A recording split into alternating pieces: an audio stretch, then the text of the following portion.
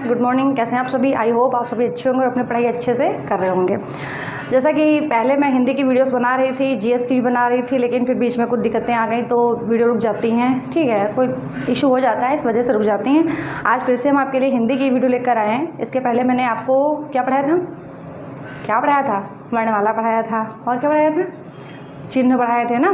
तो 2 चैप्टर आपके मैंने बहुत अच्छे से क्लियर करे थे और आज हम समास पढ़ाएंगे, इसको भी अच्छे से क्लियर कर देंगे। ठीक है, जैसा कि यूपी पीएसएस का पेपर होने वाला, उसमें भी हिंदी अच्छी आती है। सी सेट में 20 से 25 क्वेश्चन हिंदी के जरूर आते हैं। मैथ आती है, रीजनिंग आती है, इंग्लिश आती है और आपकी हिंदी आती है। तो हिंदी के अच्छे क्वेश्चन आते हैं। अगर जो मैंने वर्णमाला पढ़ाया और चिन्ह पढ़ाए उनमें से आप पूरा पढ़ के जा रहे हैं, जिसका भी पेपर लगा हुआ है, तो यकीन मानिए उसमें से आपको जरूर क्वेश्चन मिलेगा। दोनों चैप्टर से एक क्वेश्चन मिलेगा, क्योंकि जो वर्णमाला टॉपिक है इसमें से बहुत अच्छे क्वेश्चन आते हैं। ठीक है फिर, ठीक है, चलिए कैसे सभी लोग कमेंट करके बताते रहना। ओके, देखिए समास का शाब्दिक अर्थ क्या होता है? अगर पूछ दिया जाए समास का शाब्दिक अर्थ होता है तो क्या होता है? संक्षेपण। क्या होता है? संक्षेपण। ठीक है, संक्षेप में करना। ठीक, अब देखिए हमने पहली हेडिंग डाली है शब्द निर्माण। कहने का मतलब ये है कि शब्द निर्माण कैसे होता है। शब्द निर्माण कैसे होता है? तो शब्द निर्माण जो होता है वो हमेशा 4 तरीके से होता है। कितने तरीके से होता है? 4 तरीके से होता है। ठीक है, 4 तरीके से होता है। एक तो इतनी गर्मी होती है, इस वजह से वीडियो बिल्कुल बनाने का मन नहीं होता है। 4 तरीके से होता है। सबसे पहला देखिए कैसा, उपसर्ग लगाकर बना सकते हैं शब्द हम। ठीक है, उसके बाद क्या, प्रत्यय लगाकर हम बना सकते हैं शब्द। ठीक है, फिर क्या कर सकते हैं, उपसर्ग प्रत्यय। इसके अलावा और क्या कर सकते हैं, 1 मिनट, उपसर्ग प्रत्यय और संधि। संधि से समास बनता है। ठीक, 2 शब्दों के मेल को संधि कहते हैं। जब 2 अक्षर या 2 वर्ण मिलते हैं तो उससे क्या बनता है? संधि बनती है। ठीक है, और समास, संधि और समास, इन 4 तरीके से हमारा क्या बनता है? शब्द का निर्माण हम कर सकते हैं। देखिए, उपसर्ग, कोई भी शब्द अगर आपका दिया गया है, कोई भी शब्द XYZ आपका दिया गया हो और आप उसमें उपसर्ग लगा दीजिए। जैसे कि दिया गया है दिन, ठीक है, और उसमें आप उपसर्ग लगा दीजिए, कोई भी, जैसे प्रति लगा दीजिए, तो क्या हो जाएगा? प्रतिदिन। अभी मैंने बोला दिन, दिन का मतलब 1 दिन, फिर मैंने कहा प्रतिदिन, तो इसका मतलब पर डे, कंटिन्यूअस। ठीक है, तो प्रतिदिन हो जाएगा। ये आपका क्या लग गया? उपसर्ग लग गया। प्रत्यय, अब जैसे हमने कहा कि गुड़, हमने कहा गुड़, ठीक है, किसी का गुड़ बता रहे हैं, फिर उसके बाद में मैंने क्या बोला, उसमें ता प्रत्यय लगा दिया, तो बोल दिया गुड़ता हो गया ना। तो वो क्या हुआ? पीछे प्रत्यय लगा। ध्यान रखिएगा, जो उपसर्ग होते हैं वो हमेशा आगे लगते हैं। उपसर्ग ऊ बनता है, यानी कि छोटा आ बन रहा है, और जो हरा आ बनने का मतलब क्या हुआ? 3 बना के आ बन रहा है ना, तो ये आ बन रहा है, तो ये आ से आगे। उपसर्ग हमेशा आगे लगते हैं। जिनको भी, जैसे जो भी ग्रेजुएशन में है या कुछ अभी से तैयारी करना स्टार्ट करिए, उनके लिए थोड़ी सी दिक्कत वाली चीज़ें हो सकती हैं कि वो उपसर्ग और प्रत्यय में कंफ्यूज क्रिएट करें, लेकिन ऐसा नहीं है। देखिए, आ से उपसर्ग बनता है, ऊ से। ठीक है, तो आ से आगे, उपसर्ग आगे लगता है, प्रत्यय पीछे लगता है। संधि हमने क्या बताया, जैसे कि विद्यालय लिखते हैं ना, तो कैसे लिखते हैं? विद्या, ठीक है, धन आलय। अब देखिए, ये विद्या का आ, ठीक है, और ये आ, ये 2 वर्ण हैं, 2 वर्णों के मिलने से संधि होती है। ठीक है, तो जब 2 वर्ण मिलते हैं तब संधि होती है, तो वर्णों के मिल से क्या बनती है? संधि बनती है। इस तरीके से वर्णों को मिलाकर हम शब्द बना सकते हैं संधि से, और समास से तो आज हम आपको बताने ही वाले हैं। ठीक है, तो आई होप ये आपको इतना समझ में आ गया हो गया। अब देखिए, समास का विलोम क्या होता है? अगर पूछ दिया जाए समास का विलोम क्या होता है, तो समास का विलोम क्या होता है? व्यास। 2 क्वेश्चन आपके ये इंपॉर्टेंट है। पेपर में वनडे लेवल का एग्जाम होता है तो समास तो पूछते हैं। देखिए, कोई भी एग्जाम हो, आपका समास टॉपिक छूटता नहीं है। समास से हमेशा क्वेश्चन आता है। ठीक है, और विलोम तो याद रखना, समास का क्या होगा? व्यास। ठीक है, और अगर पूछा जाए समास का शाब्दिक अर्थ क्या है, तो संक्षेपण। अब देखिए, समास के अवयव, तो समास के अवयव कितने होते हैं? 4 होते हैं। कौन कौन से? 1, सबसे पहले पूर्व पद, अभी हम समझा देंगे पूर्व पद क्या होता है। पूर्व पद, ठीक। 2 नंबर उत्तर पद, पूर्व पद, उत्तर पद। फिर 3 नंबर समस्त पद, फिर 4 नंबर समास विग्रह। देखिए, समास विग्रह। अब देखें ये क्या है, आपको समझ में आया? हमने क्या बताया, समास के अवयव कितने होते हैं। कोई भी पूछ दे कि समास के अवयव कितने होते हैं, तो हमेशा ध्यान रखिएगा 4 अवयव होते हैं। कौन कौन से अवयव होते हैं? पूर्व पद, यानी कि पहला पद, पूर्व मतलब पहला, उत्तर पद यानी कि बाद वाला पद, पीछे वाला पद, ठीक है। समस्त पद यानी कि टोटल पूरा पद, ठीक है। और समास विग्रह मतलब अलग अलग कर देना समास विग्रह। अब देखिए जैसे हमने लिखा राजकुमार, आई होप यहाँ पे दिख रहा होगा, ठीक है। दिख रहा हो ना दिख रहा हो तो बताइए, हम इसको यहाँ पे डिफाइन कर देते हैं। एक एग्जाम्पल हम आपको बताना चाहते हैं, उसमें इन चारों चीज़ों को क्लियर कर देंगे। जैसे हमने यहाँ पे लिखा राजकुमार, ठीक है, तो राजकुमार को हम डिफाइन करने जा रहे हैं। देखिए जैसे हम आपको यहाँ पे बता दें राजकुमार, इसमें हम सब आपको बता देंगे क्या है उत्तर पद, क्या है पूर्व पद। राजकुमार देखिए इसका पूर्व पद क्या हो जाएगा, पूर्व मतलब पहला, तो पूर्व पद मतलब राजा, ठीक, राजा, क्योंकि राजकुमार का मतलब क्या है, राजा का कुमार, राजा का पुत्र जो होगा उसी को तो बोलेंगे राजा का कुमार। तो राजकुमार का मतलब पूर्व पद राजा, उत्तर पद आपका कुमार हो जाएगा, ठीक है। एग्जाम्पल से हम आपको समझा रहे हैं कि पूर्व पद क्या है, उत्तर पद क्या है, ये चीज़ें, ठीक है। समस्त पद क्या है, समस्त पद आपका पूरा यही रहेगा, राजकुमार, राजकुमार, समस्त पद आपका यही रहेगा राजकुमार। और समास विग्रह इसका क्या हो जाएगा, राजा का कुमार, ठीक है, क्या हो जाएगा, राजा का कुमार। तो आप लोगों को आई होप समझ में आ रहा होगा, समझ में आ रहा है, हम दिखाइए और बताइए यस मैम हमें समझ में आ रहा है। कंटिन्यूअस क्लास हम अपनी आगे रखते हैं, इतना स्क्रीनशॉट ले लीजिए, फिर हम इरेज करते हैं और बताते हैं कि समास का वर्गीकरण। दो तरीके से आपको समास का वर्गीकरण बताएंगे, एक तो बताएंगे परिभाषा के आधार पर और एक बताएंगे प्रधानता के आधार पर, ठीक है। चलिए इतना स्क्रीनशॉट ले लीजिए, फिर इरेज करते हैं। अब देखते हैं हम लोग समास का वर्गीकरण, ठीक है। समास का वर्गीकरण दो तरीके से देखना है। तो देखिए समास का वर्गीकरण, समास का वर्गीकरण, बिना बात किए हुए क्लास को कंटिन्यू करते हैं जिससे आपका टाइम वेस्ट ना हो। समास का वर्गीकरण तो देखिए सबसे पहले करते हैं परिभाषा के आधार पर।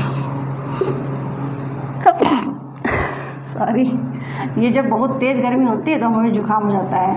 परिभाषा के आधार पर, वैसे लोगों को जब बहुत सर्दी होती है तब जुकाम होता है, लेकिन मेरा थोड़ा सा उल्टा चलता है, ठीक है। जब मुझे बहुत ज़्यादा गर्मी लगती है, बहुत ज़्यादा कह लीजिए, तो मुझे बहुत ज़्यादा जुकाम होता है। हम क्या बताने जा रहे थे, मार्कर ये वाला अच्छा है, देखते हैं। समास का वर्गीकरण बता रहे थे, और समास का वर्गीकरण किस पे, परिभाषा के आधार पर। तो देखिए परिभाषा के आधार पर समास को 6 भागों में बांटा गया है। कितने भागों में बांटा गया है, 6 भागों में बांटा गया है, 6 भागों में, ठीक। अब 6 कौन कौन से समास देख लीजिए। नंबर एक कौन सा, अव्ययी भाव समास, जिसको 6 के 6 आते हैं कमेंट बॉक्स में तुरंत लिखो, कमेंट बॉक्स में लिखो और कमेंट करो। अव्ययी भाव समास, ठीक है, अव्ययी भाव समास। फिर नंबर 2 तत्पुरुष समास, तत्पुरुष समास। बोलते रहो साथ में ताकि याद हो जाए, जिसको याद है उसका रिवीजन हो जाएगा, ठीक है। तत्पुरुष समास, अव्ययी भाव समास, ठीक है। और द्वंद्व समास, और बहुव्रीहि समास,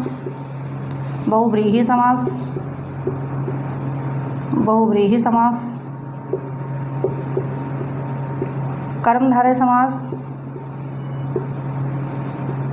एक कौन सा बच्चा भाई कमेंट करके बताओ, कौन बचा, अव्ययी भाव समास हो गया, और कौन सा हो गया, एक बच्चा आपका द्विगु समास, ठीक है। अभी सबको डिफाइन करेंगे। पहले आपको एक चीज़ और बता देंगे अभी, प्रधानता के आधार पर। थोड़ा सा पानी पी लेते हैं। देखिए समास का वर्गीकरण अगर आपसे पूछा जाए कि परिभाषा के आधार पर समास कितने प्रकार के होते हैं, तो याद रखिएगा परिभाषा के आधार पर समास 6 प्रकार के होते हैं। कौन कौन से, अव्ययी भाव समास, तत्पुरुष समास में कर्ता नहीं होता है, संबोधन नहीं होता है। जैसे नहीं होता कर्ता ने कर्म को, अभी बताएंगे ये, तो कर्ता नहीं होता, संबोधन नहीं होता, बाकी सारे होते हैं। अव्ययी भाव में क्या होता है, प्रथम पद का होता है, जैसे प्रथम पद आपका प्रथम पद आपका जो है उपसर्ग हो सकता है, क्रिया विशेषण हो सकता है, ठीक है। और बार बार आवृत्ति हो सकती है, एक ही वर्ण की बार बार आवृत्ति हो सकती है, तो ये आपके अव्ययी भाव में आ जाएंगे। द्वंद्व में क्या होता है, द्वंद्व का मतलब होता है अपोजिट भी हो सकते हैं, पूरक भी हो सकते हैं, ठीक है, और जैसा के तरीके से भी हो सकता है, अभी बता रहे हैं। बहुव्रीहि समास समझते हो, 3rd नंबर बनेगा जाके कि ना पहला पद प्रधान होगा ना लास्ट वाला पद प्रधान होगा, इससे जाके कोई नया शब्द बनेगा। जैसे दशानन, तो 10 मुख है जिसके अर्थात रावण, नया शब्द बन गया जाके ना, तो ये। और कर्मधारय समास, जिसमें कर्म की प्रधानता होती, ठीक, कर्मधारय समास भी बता रहे हैं। और इसमें क्या है, द्विगु समास हमेशा संख्यावाची होता है, ठीक है। तो सब भी सारे सब समझाएंगे, थोड़ा सा पानी पी लेते हैं।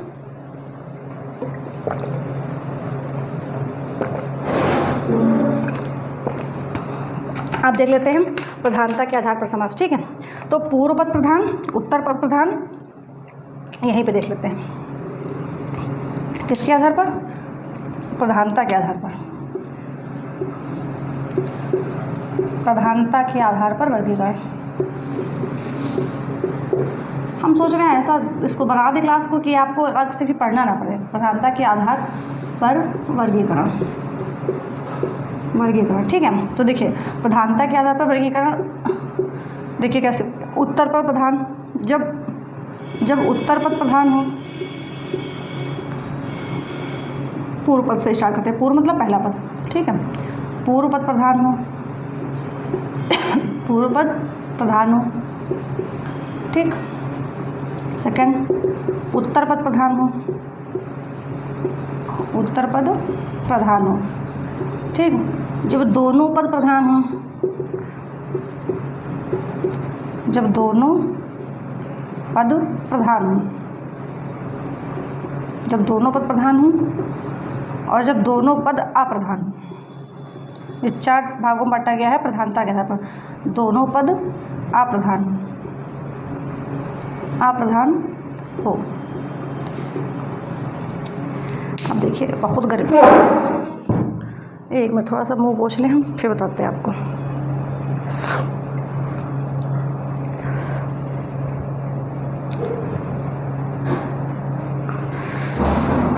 देखिए हमने क्या बताया, पूर्व पद प्रधान। जब पूर्व पद प्रधान हो, ठीक है, तो पूर्व पद प्रधान होगा तब हमेशा क्या आएगा आपका, तब आपका हमेशा आएगा अव्ययी भाव समास। कौन सा आ जाएगा, जब पूर्व पद प्रधान होगा तब उसमें नोट करेंगे अव्ययी भाव समास को। एक एक की परिभाषा अभी हम आपको बताएंगे, अव्ययी भाव समास। लेकिन जब आ जाए उत्तर पद प्रधान, आप देखो उत्तर पद प्रधान की अगर बात की जाए तो इसमें एक नहीं, इसमें 2 समास हो जाएंगे आपके, ठीक है। कौन कौन से, एक तो हो जाएगा कर्मधारय, ठीक है, एक आपका हो जाएगा कर्मधारय, कर्मधारय, ठीक, और एक आपका कौन सा हो जाएगा, द्विगु, द्विगु समास इसी में हो जाएगा, ठीक। बहुत गर्मी यार हो रही, क्या करें हम, पानी थोड़ा सा पीने और। द्विगु समास, ठीक, कर्मधारय और द्विगु समास किसमें हो जाएंगे, जब उत्तर पद प्रधान की बात की जाए। 1 मिनट फैन चला दो। दोनों पद प्रधान हो, जब दोनों पद प्रधान हो तो इसकी बात करी जा रही है, ठीक। तो जब दोनों पद प्रधान हो तो हमेशा आएगा द्वंद्व समास, द्वंद्व समास, ओके। और जब दोनों पद अप्रधान हो तो कौन सा समास आएगा, तो हमेशा आएगा कौन सा, बहुव्रीहि, बहुव्रीहि समास, ठीक। अब आगे आपको बताते हैं। देखिए ये ध्यान रखना कि परिभाषा के आधार पर पूछा जाए तो 6 तरीके से होते हैं, अव्ययी भाव समास, तत्पुरुष समास, द्वंद्व समास, बहुव्रीहि समास, कर्मधारय समास, द्विगु समास। लेकिन प्रधानता के आधार पर पूछा जाए तो प्रधानता के आधार पर 4 तरीके से इसको बांट देते हैं। कैसे, पूर्व पद प्रधान हो तब क्या होगा, उत्तर पद प्रधान हो तब क्या होगा, दोनों पद प्रधान हो तब क्या होगा, और जब दोनों पद अप्रधान हो तब क्या होगा। जब पूर्व पद प्रधान हो तो बनता अव्ययी भाव समास, ठीक है। इसमें पहला पद हमेशा प्रधान होता है, पहले पद की हुई मान्यता दी जाती है।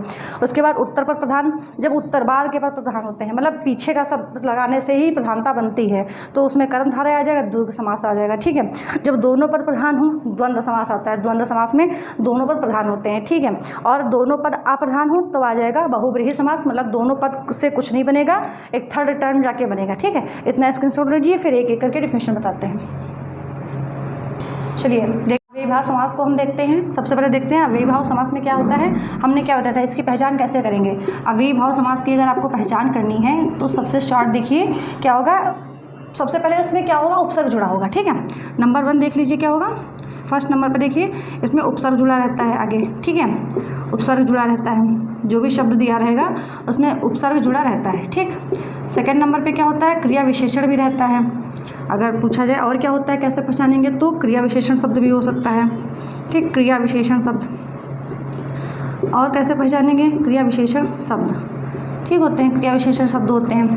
थर्ड नंबर देखिए सी, पूछा जाए और कैसे पहचानेंगे, एक तो पहचान लेंगे कि आगे उपसर्ग जुड़ा है, ठीक है। अव्यय अगर कोई जुड़ा है, अव्यय का मतलब क्या हो सकता है, अव्यय का मतलब होता है जिसे व्यय ना किया जा सके। हमने क्या किया, अव्यय मतलब जिसे व्यय ना किया जा सके। जैसे हमने कहा कि यथाशक्ति, जैसे हमने कहा कि वही बात हमने कहा प्रतिदिन, तो प्रति को हटा के क्या हम कुछ और लगा सकते हैं, प्रतियों, प्रीतो, प्रति कुछ नहीं लगा सकते ना, क्योंकि ये जो चीज़ है ये वही चीज़ रहेगी, जैसे लगा है वैसे ही रहेगा, उसको अलग नहीं कर सकते हैं, ठीक। तदानुसार, तो तदा को तदो, तदी, तदु कुछ नहीं कह सकते ना, तदा अनुसार ही तदा ही रहेगा। ये शब्द ऐसा होता है जिसका हम इसको डिसबैलेंस नहीं कर सकते हैं, ठीक है। तो ये होते हैं अव्यय।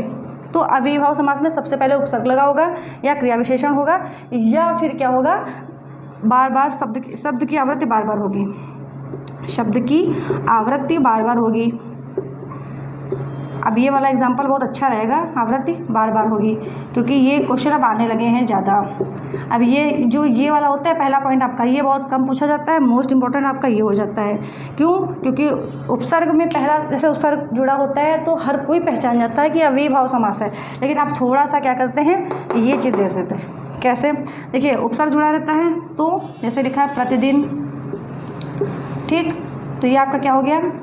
और कोई बताओ, और कोई एग्जाम्पल अगर पता है तो बताओ, आप लोग कमेंट लिखो, ठीक है, जिसमें उपसर्ग जुड़ सके। ठीक, जैसे हमने लिखा कुल, ठीक, या फिर कूल, तो इसके आगे क्या जोड़ देंगे, अनुकूल, ठीक है। इस तरीके से क्रिया विशेषण जैसे यथाशक्ति, शक्ति के अनुसार, मतलब इसका क्या हुआ, शक्ति के अनुसार, यथाशक्ति।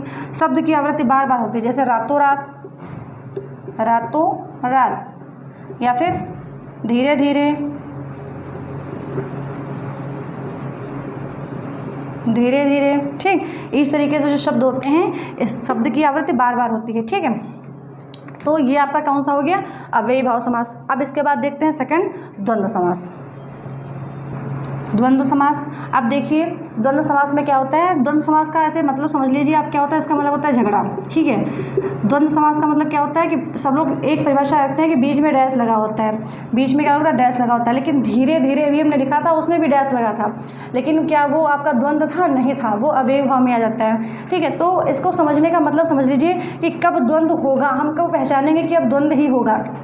तो देखिए मतलब झगड़ा समझ लो कि या तो आपस में क्या होंगे, विलोम होंगे, ठीक है, या तो आपस में ये विलोम होंगे, या फिर विलोम मतलब अपोजिट होंगे, ठीक है। जैसे कि नीचा ऊंचा, रात दिन, ठीक है, अंदर बाहर, और आना जाना विलोम हो गया ना, तो या तो विलोम होगा तब बीच में साइन लगा होगा तो द्वंद्व होगा, या फिर पूरक होगा। पूरक का मतलब क्या है कि दोनों जरूरी हों, जो दिए गए दोनों, जैसे हमने कहा कि सब्जी रोटी, तो अगर सब्जी आपको दे दी जाए, रोटी ना दी जाए तो क्या काम चलेगा, नहीं, सब्जी के साथ रोटी होनी चाहिए, ठीक है। जैसे हमने कहा माता पिता, तो माता हूँ और पिता ना हो तो क्या काम चलेगा, नहीं, दोनों चाहिए ना, तो पूरक शब्द हो।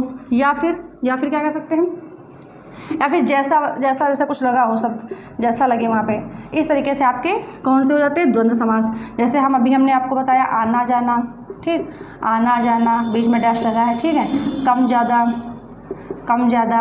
अब देखिए द्वंद्व समास, ठीक है, पूछा जाता है, अच्छी बात है, पहचान पाओगे कि जरूरी नहीं जिसमें डैश से लगा हो वही द्वंद्व समास हो, क्योंकि अभी धीरे धीरे, रातों रात, इनमें हमने आपको लगा के बताया कि इसमें भी डैश होता है, ठीक। अब देखिए द्वंद्व समास जो होते हैं वो कितने प्रकार के होते हैं, 3 प्रकार के होते हैं, ठीक।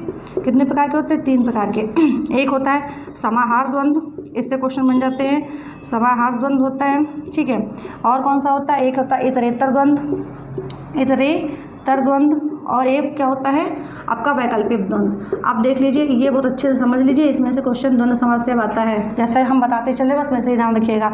समाहार द्वंद्व में जैसा शब्द का प्रयोग किया जाता है, कैसा, जैसा शब्द, ठीक है। जैसे हमने कहा कि घास, जैसे हमने कहा गाय क्या खाती है, गाय घास फूस खाती है, ठीक। तो घास तो मतलब है इसका कोई, लेकिन फूस क्या है पता नहीं, ठीक है, ठीक है। और जैसे कोई पूछे कि और भैया तुम्हारे घर में क्या खाया जाता है, तो क्या बोलता है कि हमारे घर में भाई चिकन मटन खाया जाता है। जैसे कोई बोल दे कि हम तो चिकन मटन खाते हैं, इस तरीके से बोल दे ना, तो जैसे लिखा चिकन मटन, ठीक है। तो चिकन मटन क्या है, इसमें भी जैसा है, जैसा भी मतलब जैसा तो रहता ही रहता है, इसमें इंसान की मेन होती है स्थिति पता चल जाती है। जैसे कि अब चिकन मटन, अभी हम जैसे आप कहें कि अरे भैया तुम कहाँ पनीर खाने वाले, हम अपना आलू के सारे काम चला रहे, तो क्या पता चलता है, स्थिति पता चलती है कि पनीर से पता चला कि उनकी स्थिति कैसी जा रही है, थोड़ी हाई लेवल की जा रही है, हमारी कैसे जा रही है, नीचे जा रही है, तो स्थिति जैसा इस चीज़ का अनुभव होता है, ठीक। अब इतरेतर द्वंद्व में देखिए क्या होता है, इतरेतर द्वंद्व में क्या होता है, और शब्द का प्रयोग किया जाता है, और, ठीक है। और जैसे माता डैश पिता, तो इसमें क्या लगेगा, माता और पिता, ठीक, अगर पूछ लिया जाए माता पिता में कौन सा द्वंद्व समास है तो कौन सा द्वंद्व समास है। अगर पूछ दिया जाए माता और पिता में कौन सा द्वंद्व समास है तो माता और पिता में इतरेतर द्वंद्व समास है। कैसे?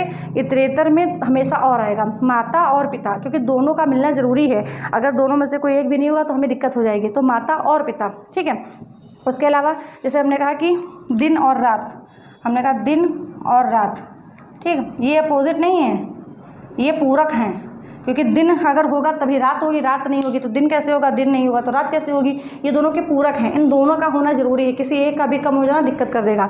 तो दिन और रात, ठीक है, इसमें भी डैश लगेगा तो ये इतरेतर द्वंद्व है। क्वेश्चन पूछ लिया जाता है ना, जैसे लिख के दीजिए चिकन मटन घास फूस रोटी रोटी वोटी, इस तरीके से कुछ भी दे सकते हैं, एक ही जैसे शब्द, एक ही जैसे, ठीक, पानी वानी, ठीक है। तो उसमें पूछ लिया जाएगा कौन सा द्वंद्व है तो आप बता दोगे समाहार द्वंद्व है। और कहीं पे आ जाए माता और पिता, ठीक है, इस तरीके से आ जाए तो आप बता लोगे कि कौन सा है इसमें इतरेतर द्वंद्व। वैकल्पिक, वैकल्पिक का मतलब होता है जिसमें लग जाए अथवा, जिसमें क्या लग जाए अथवा। जैसे यहाँ पे हमने लिखा दाल रोटी, यहाँ पे दाल और रोटी हो जाएगा। देखिए दाल रोटी इसी में हो जाएगा, इसलिए कि अगर आपसे पूछा जाए दाल खाओगे कि रोटी, तो ये तो है नहीं कि आपसे पूछा जाए दाल खाओगे कि रोटी, एक चीज़ तो खाओगे नहीं, खाओगे तो भाई पूरा दाल रोटी। तो ये किस में आपका आ जाएगा इतरेतर द्वंद्व में, ठीक है। अब इसमें देखिए वैकल्पिक में क्या हो जाएगा, जैसे लिखा है पाप पुण्य, ठीक, पाप पुण्य, ये दोनों क्या हो गए अपोजिट। इसमें इसका मतलब आता है अथवा, ठीक है, हमेशा अथवा। पाप करोगे तो अच्छी बात है, अथवा पुण्य करोगे तो अच्छी बात नहीं है। वही चीज़ है, पाप पुण्य क्या करना है, जैसे पाप करोगे तो अच्छी बात नहीं है ना, पुण्य करो तो अच्छी बात है। इस तरीके से पाप पुण्य जब अपोजिट साइड आ जाए, दोनों अपोजिट, अब इनको अपोजिट, ये अपोजिट हैं लेकिन ये पूरक हैं, ये चीज़ ध्यान रखिएगा, तभी हमने इसमें इतरेतर बोला है द्वंद्व। लेकिन ये वैकल्पिक द्वंद्व इसलिए है क्योंकि इसमें पाप पुण्य अपोजिट हैं, तो इसका मतलब बिल्कुल अलग रहेगा। अथवा का चुनाव हम कर सकते हैं कि पाप करोगे कि तुम पुण्य करोगे। तुमसे भी हम पूछे कि तुम पाप करोगे कि पुण्य, तो तुम खुद से बोल दोगे कि हम पुण्य करेंगे, ठीक है। तो ये चीज़ आ गई पाप पुण्य। जैसे दिन रात, दिन रात इसमें आएगा, ठीक है। पूरक भी है, जैसे पूरक तो है, ये बात सही है। अगर बाई चांस आ जाता है और ये ऑप्शन में होता तो आप इसे टिक कर सकते हो, क्योंकि दिन रात वैसे तो अपोजिट है, दिन अथवा रात, दिन में काम करोगे अथवा रात में करोगे। लेकिन बाई चांस कभी कभी स्थिति ऐसी बन सकती है कि दिन और रात आपका इतरेतर में भी लगा सकते हैं, क्योंकि दिन और रात एक दूसरे के पूरक हो जाते हैं, ठीक है। तो आई होप आपको ये आपको द्वंद्व समास में आ गया होगा। आप देखते हैं सेकेंड, इसके अलावा